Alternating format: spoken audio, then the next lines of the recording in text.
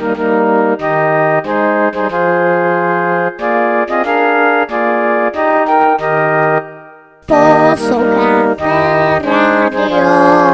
rádio Amos.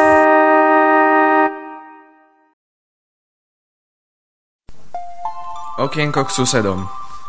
Od zahraničných spravodajcov zo Slovenska. Dnes.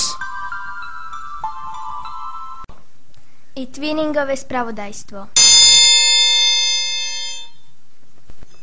To, čo sme v minulom spravodajstve naznačili, sa stalo skutočnosťou. Siedmaci z našej partnerskej školy v Staňkove s pánom učiteľom Kásom nás pozvali na virtuálnu prechádzku mestom Podebrady. Pani učiteľka nám povedala, že to bude online a my sme dobre nechápali, čo nás čaká. V pondelok 28. apríla sme sa usadili v počítačovej učebni a čakali sme na vysielanie. Najskôr sme si mesto Podebrady našli na mape, aby sme vedeli, ktorú časť Českej republiky navštívime. Dozvedeli sme sa, že je to kúpeľné mesto v Stredočeskom kraji. Okrem nás sa prechádzky zúčastnilo 13 ďalších škôl spolu so školou v Staňkove, ale my sme boli jediní zo Slovenska. Prišlo 10 hodín a na obrazovke nášho notebooku a na tabuli sa nič nedialo.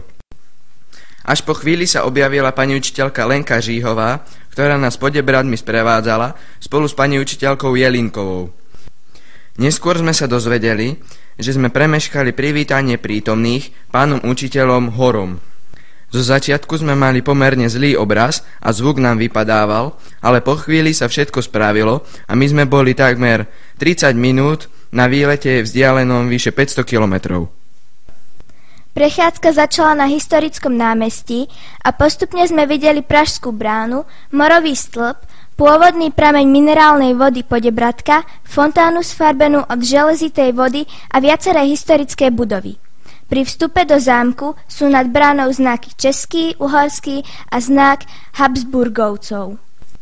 V historickej budove bola pôvodne kolej krále Jižího, na ktorej študoval Václav Havel a režisér Miloš Forman.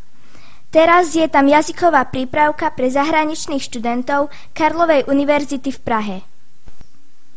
Dozvedeli sme sa, že sa tu narodil český panovník Jiří z Podebrad, ktorý vládol v Čechách v 15. storočí. Jeho otec bol priateľom Jána Žižka. Jiří bojoval v bitke pri Lipanoch.